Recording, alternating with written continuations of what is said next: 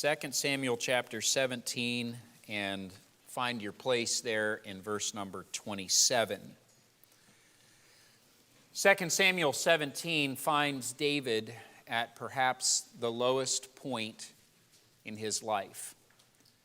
David was a man who was acquainted with sorrow and difficulty and trouble, and certainly by the time we get to 2 Samuel chapter 17, he had seen his fair share of troubles and trials in his life. He had faced, for instance, the animosity, the unwarranted animosity of King Saul against him because of envy. He had endured some of the doubts of the people about whether he could be the king before he finally became the king. He had been through other troubles and calamities in his life, many wars that he had fought. There were times, for sure, when he had felt very low and discouraged. But 2 Samuel 17 finds David at a very, very low place. You're familiar, no doubt, with the story. David's own son, Absalom, had become embittered against his father, and over the course of time began to steal the hearts of the people of Israel, finally declaring himself to be the king, usurping the throne, and expressing his intentions to take his own father's life and to overthrow the kingdom so that it could be delivered to him. When this announcement was made, David had fled for his life with a handful of faithful men, men that had been with him through many different trials. It did not look good for David. It seemed as if all of Israel was arrayed against him and just a handful of faithful men that stayed with him. And of course we know that God had other plans, but David in these verses did not know how things were going to play out. He didn't know what the conclusion of all of this would be.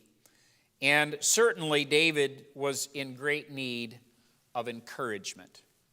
I don't know if you've ever been in a time in your life when you needed encouragement. And then just at the right time, God sent just the right person with just the right words or the right things that were needed to uplift your heart in a season when you were low. I certainly have experienced that, and I trust have been able to be a part of providing that for others. Tonight we want to read the text in 2 Samuel chapter 17, and I'd like to speak to you for just the next few minutes about an invitation to encourage. Verse number 27, it came to pass when David was come to Mahanaim, that Shobi, the son of Nahash of Rabbah, of the children of Ammon, and Machir, the son of Amiel of Lodebar, and Barzillai, the Gileadite of Rogelim, brought beds and basins and earthen vessels and wheat and barley and flour and parched corn and beans and lentils and parched pulse and honey and butter and sheep, and cheese of kine for David, and for the people that were with him to eat. For they said, the people is hungry and weary and thirsty in the wilderness. And I suggest that this was exactly what David and his men needed at this time. And God greatly used this gift from these three men to uplift their spirits and to provide for them and to show them that God had not forgotten King David and those who were faithful to him. There's a great need for encouragement tonight. You notice in David's life that there was a great need. David was at, as I've already mentioned, the lowest point of his life. He was facing incredible discouragement. He knew that he was in this place partly because of his own failure, partly because of his own sin. Certainly there was some failure on his part as a father to deal with his own children, especially with Absalom. Here he was in this place, and to some degree it's undoubtable that David felt he deserved to be here and that perhaps God was done with him. David was not sure what the future would hold for him. By this point, he had seen many successes and victories, and perhaps he wondered if God was finished with him and his reign was over. David was discouraged. He was disheartened. He wasn't sure where the path was in front of him. I want to remind you that nearly every day we interact with people who are discouraged. People who are at a low point in their life, perhaps even the lowest point of their life. You might ask the question tonight, well, who gets discouraged? And the simple answer to that is everybody. Everybody deals with discouragement to one degree or another. Now, some people have more of a sunny personality and they don't seem to struggle quite as much with discouragement, but other people have more of a perennial temptation in the area of disheartening and discouragement and often find themselves feeling low and feeling as if life has lost its purpose. Sometimes discouragement can lead right into depression. And depression, of course, can bring about many difficulties in a person's life and can derail a person. I've seen people get discouraged, and then that leads to depression, and then, if not dealt with scripturally, can lead to a great downfall in their spiritual life. Who gets discouraged? Everyone. At one point or another, it's reasonable to assume that all of us will face discouragement, but perhaps you're here tonight and you find yourself in a situation where it seems as if you are often discouraged, as if it's your normal lot in life. And perhaps you're discouraged about being discouraged. That happens, doesn't it? I will remind you that the Bible has several examples of individuals who seem to struggle much with discouragement. History is also replete with examples of people who were some of God's choicest servants, and yet they struggled with discouragement. So if you find yourself dealing with discouragement, you are not alone. Why is it that people get discouraged? Well, there's all sorts of things that can lead to it. Sometimes the weather.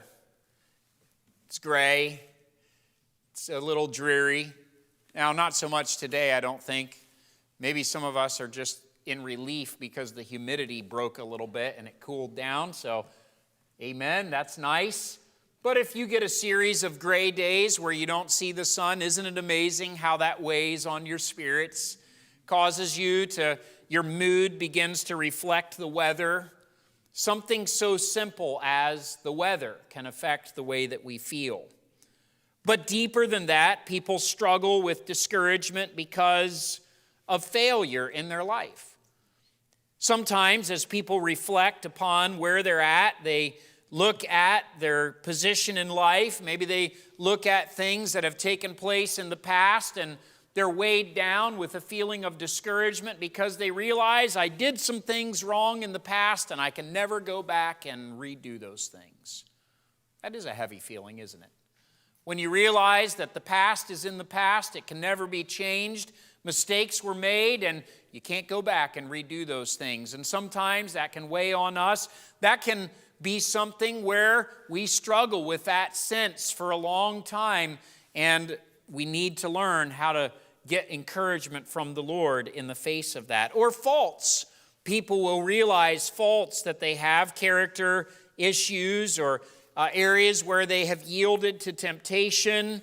And it's amazing how the accuser will use those failures or those faults in our life. He'll begin whispering in our ear, you're just a failure, you're a loser. What kind of a Christian are you anyway? No way that God could use you. Why don't you just give up? Why don't you throw in the towel? Why don't you just forget it? Have you ever been there? I've talked to many people who have been there. And then if they yield to that temptation, where does that take them? It takes them to more failure and more areas where they sin. And then the accuser just heaps on the accusation, and the discouragement deepens and becomes more and more of a self-perpetuating cycle.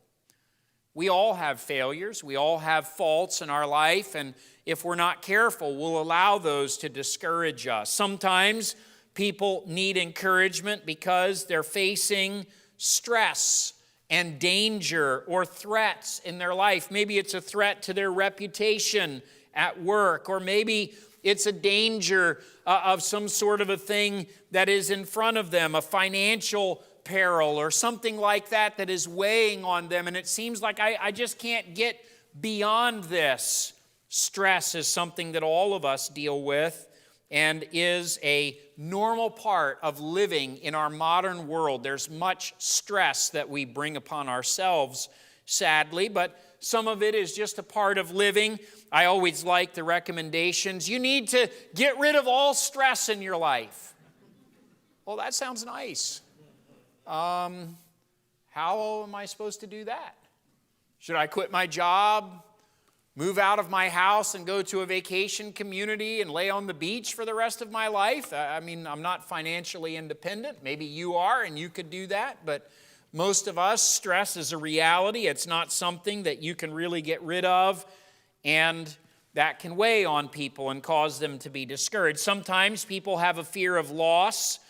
There may be something that is affecting them, and they fear maybe that they're going to lose a relationship with a family member, or a friendship has been affected. Perhaps there's a fear of the loss of their job or their career. That can affect somebody very deeply. It's an incredible thing, for instance, when a man, if he's had a career in a certain place for a long time and suddenly loses his job, he's terminated, what that can do to his sense of worth and can plunge him into a place of discouragement and even depression.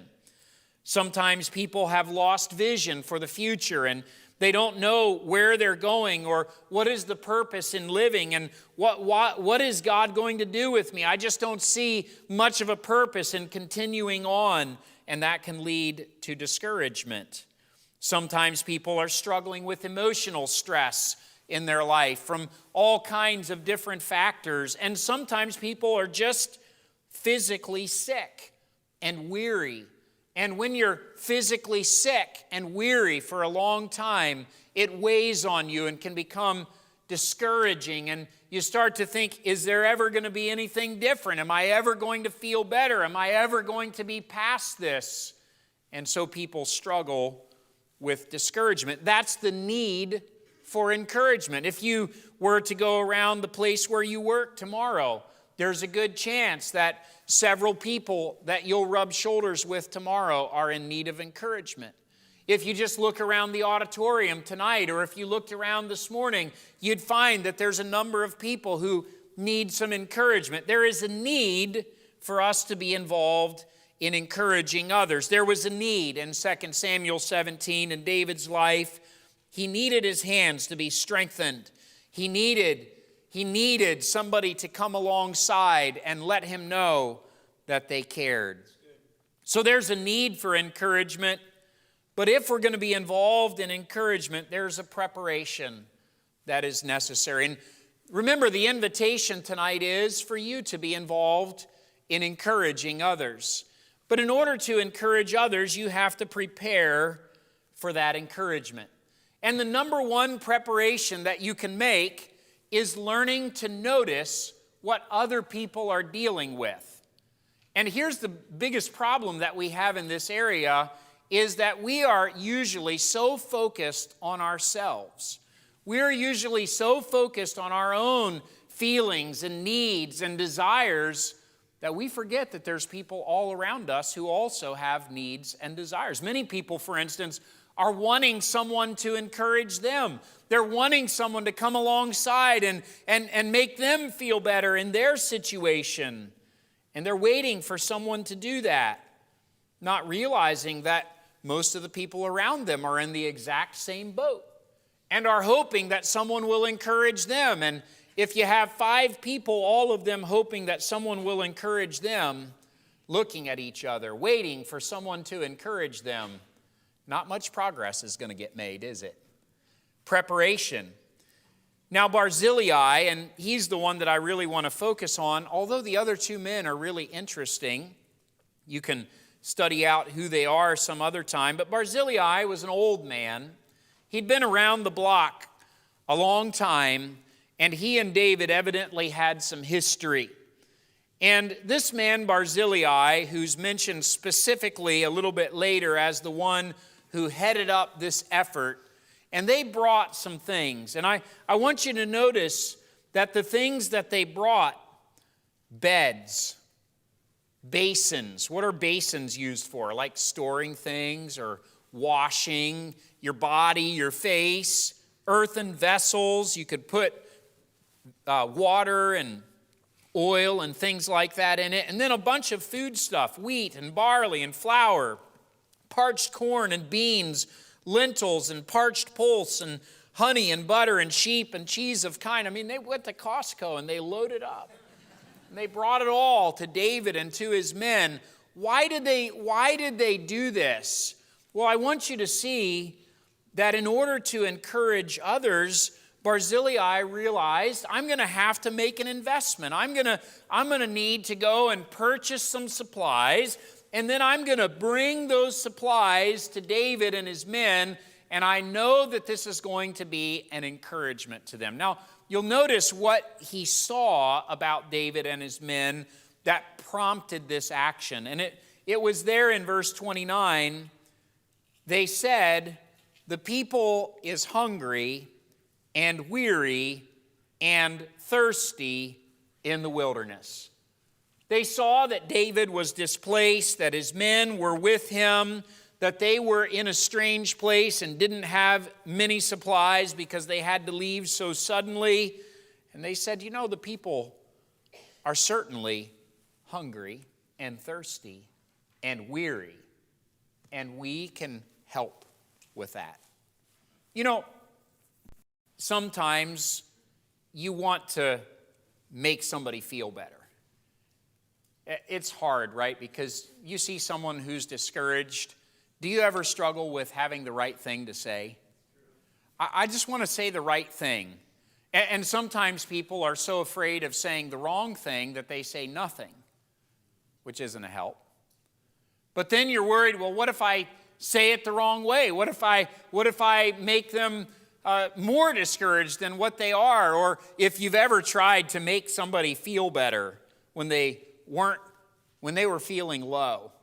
That's hard to do, isn't it? You can't change someone's attitude for them. You can't choose how they're going to feel or the response that they're going to have to their situation. And most of the times, it's not going to help to scold them and tell them, you just need to change your attitude and get a better attitude about this situation. That's probably not going to help. But what we do find is that there are often practical things that we can do that show someone that we care.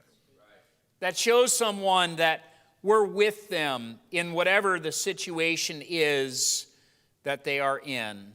And you'll notice that as these three men, and no doubt their servants, brought these supplies, they brought these things personally. And can I just encourage you with something tonight? Sometimes we get hung up on, well, what can I bring?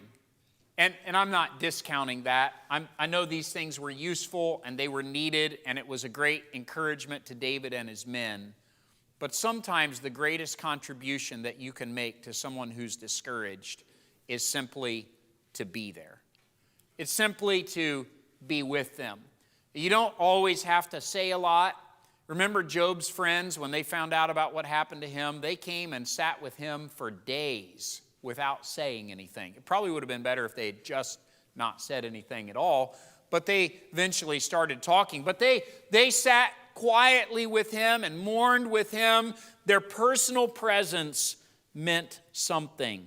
Sometimes the greatest thing that we can offer, the greatest encouragement is just being with someone, just sitting with them. Sometimes it means crying with them. Sometimes it means reading scripture with them or praying with them. But personal presence can certainly encourage. But I want to remind you that if we're going to encourage others, we really have to prepare our mindset. And we have to prepare our life in such a way that we could encourage others. And what this requires is what the book of Philippians talks about. It's the idea that we ought to be looking not on our own things, but also on the things of others.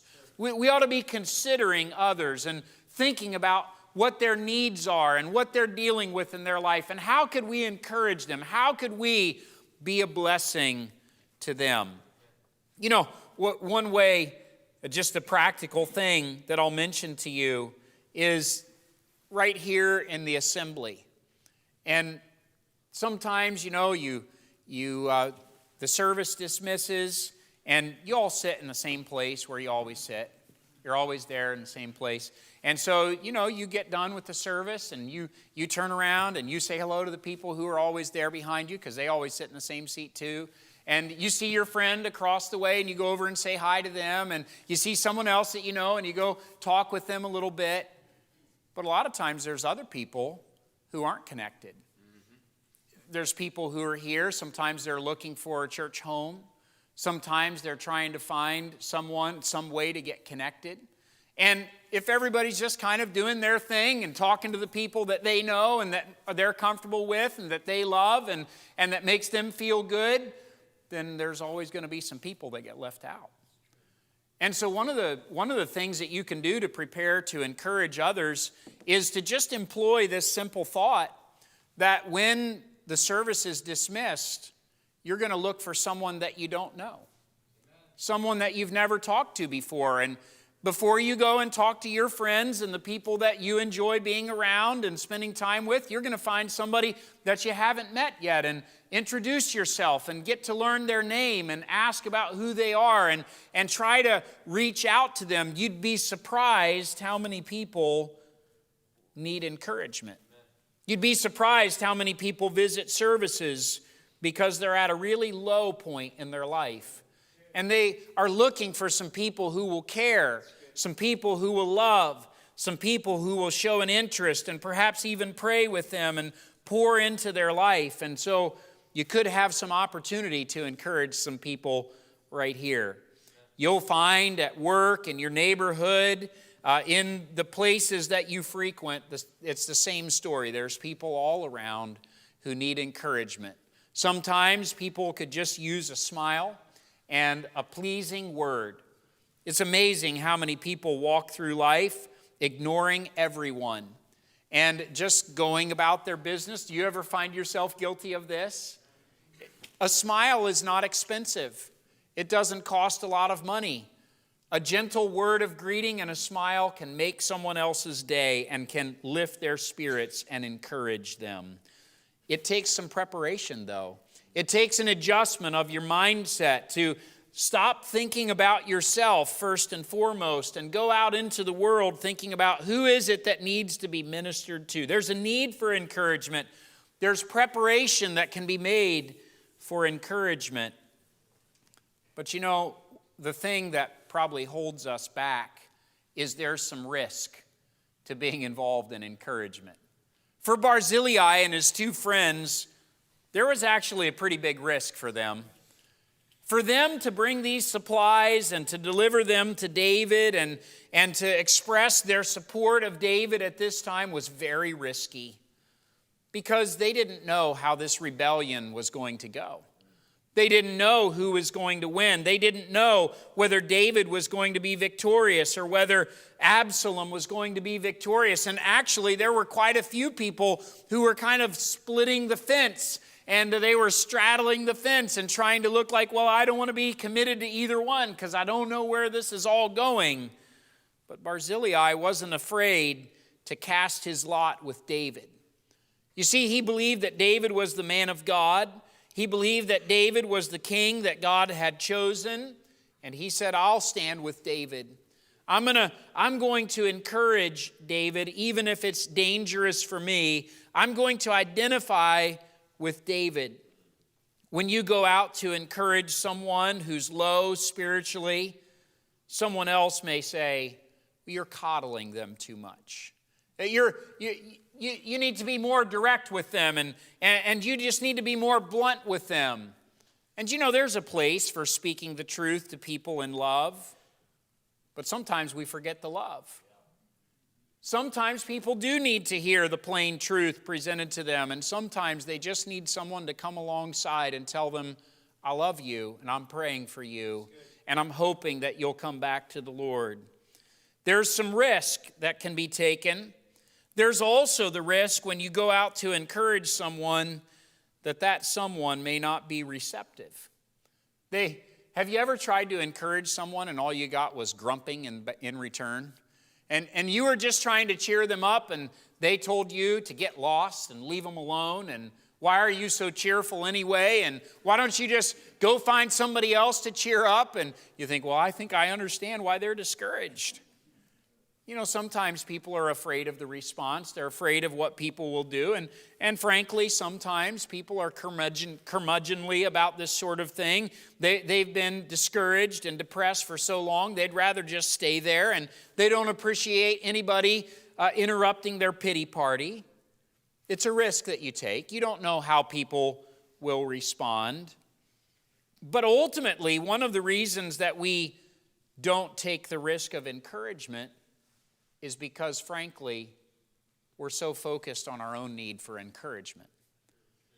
We're thinking, how am I going to go encourage someone else when I feel so low? When I'm so discouraged? When I'm so down? How am I going to lift up someone else's hands? What if they don't reciprocate? What if they suck me dry?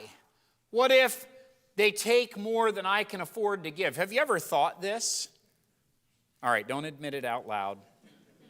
But there is risk. There's risk when you go out to encourage someone of how they'll respond and what will take place. And there's risk, at least in our mind, that we will never be encouraged ourselves. What if all I do is give, give, give, and nobody ever gives anything back in return? If you've ever been tempted to think that way, I think there's probably a whole room of people right here with you who are tempted to think the same way. But I want to remind you that's not scriptural thinking. The risks are not outweighed by the rewards. Barzillai and his friends saw a need. They prepared themselves. No doubt they counted the cost and they thought, what might happen if we are caught doing this? What if things don't turn out? What if Absalom is victorious? But they decided, you know what? It's worth the risk. We're going to support David. We're going to encourage him. They found some practical things that David and his men would need, and they brought those things because they recognized that there was a deep need that David and his men had, and they wanted to be part of meeting that need. So what happened? Was there a reward for their encouragement? And I want you just for a minute to think about the reward of encouragement. Because in fact, it turned out pretty good for Barzillai and his friends. Now, the scripture doesn't tell us particularly how David responded or what his reaction was to that which Barzillai brought. But based on David's character and the way that he responded in other situations, I believe it's reasonable to assume that David had appreciation for him. And later, when we find David interacting with Barzillai, he expressed that appreciation. He expressed the fact that Barzillai had met his need and had done something for him when he couldn't do anything for himself. And he appreciated how Barzillai had ministered to him. You know, it is something that when you go out to encourage someone else, it's not unusual for you to end up being encouraged yourself. It's not unusual for you to come away from that interaction having your spirits lifted and having had a spiritual interaction with another person and realizing, okay, I've contributed to them being lifted in their spirits and no longer being discouraged, at least for this time. And God has used that in their life and in my life. Many times I've gone out to encourage someone else, to meet a need that I saw, only to find that I ended up being the one who was greatly encouraged. only to find that I was the one who received a greater blessing. So appreciation could be expressed, and certainly that's an encouragement. When you go to encourage someone else and you realize, God used that. They were encouraged. There have been times when God put someone on my heart and prompted me to send them a text or a phone call and just to let them know that I'm thinking of them and praying for them. And there have been times when people have responded to me, you have no idea. You couldn't possibly know what's going on right now, but obviously the Lord is in this, and it's such an encouragement to hear that you're thinking and praying for me, because I really need that at this time. That is encouraging to me then, because you realize, okay, I've had something to do with God's work in this person's life. In this case, Barzillai could look and see that God used him to supply some needed things that would be a great encouragement to David and would be instrumental in David and his men being strengthened physically so that the kingdom could be restored and ultimately Absalom would be defeated. And Barzillai could say, God used me in that way to not only encourage, but to provide for David in ways that he could not provide for himself. That's a reward of encouragement. In Barzillai's case, there also was repayment. When the battle was over and Absalom was defeated and David was returning to Jerusalem triumphant with his men, Barzillai met him. Now, this area where Barzillai lived and where they were ministering to him in Mahanaim is on the east side of the Jordan River. It's that part where Moses and the Israelites conquered, and then the promised land was on the other side, and they had to cross over to Jericho. But there were some folks from the tribe of Manasseh that said, we'd like to stay here. We like this place, this area. And so this area was settled by people from the tribe of Manasseh. It's a hilly country, a place where there was a lot of caves and mountains and wilderness, and that was important in the battle. But when the battle was won and David was returning back to the city of Jerusalem, had to cross over the Jordan River to do so, he was coming to that place and Barzillai met him there. And David expressed his thanks to Barzillai for all that he had done. And then he said, Barzillai, I want you to come back with me to the city. I'm going to take care of all of your needs. I want you to live in my house. I want you to be provided for as one of the king's household. Barzillai said, I'm an old man. He was 80-some years old. He said, I'm an old man and I've got everything that I need. But wouldn't you take this other man who most people believe was his son? And wouldn't you take him back to the palace with you and provide for him those things? So in this case, Barzillai was repaid by David, but that repayment became a great blessing in the life of his son. And it's an amazing thing when you pattern the gift of encouragement and your children begin to observe that and they learn from that and they benefit from that. It's amazing how there's a reward for encouraging others that is passed down to the generations that follow after. Barzillai experienced this great blessing, this reward, and I believe that Barzillai could look back and say, it was worth it. I'm glad that I encouraged David. All through David's life, he had men like Barzillai and Jonathan, the son of Saul, and others who came along beside him and encouraged him when his hands were weak and his spirits were low, and he found the encouragement that he needed. God used these types of individuals to lift his spirits, to give him vision for the future, and to direct him into the plan that God had for him. Now, I've said all this tonight to say I don't think that things are radically different in the world today than they were at that time. I believe if you were to lift up your eyes and look around, you'd find there's quite a lot of people just like David. People who are in a place of need, people who need to be encouraged, people who need their spirits uplifted. And you say, well, how can I be an encouragement to others? Let me give you just a couple of practical suggestions that you can then build on. You say, I see someone who's discouraged. How can I be an encouragement to them? So one thing that you can do is you can write them a note and just let them know that you're thinking about them and praying for them, and maybe even let them know specifically how you're praying for them, and that could be an encouragement to them. You could send them a text message or give them a phone call and express those same things and just share with them that God has put them upon your heart and that you want to lift up their hands and encourage them. And who knows how God might use that.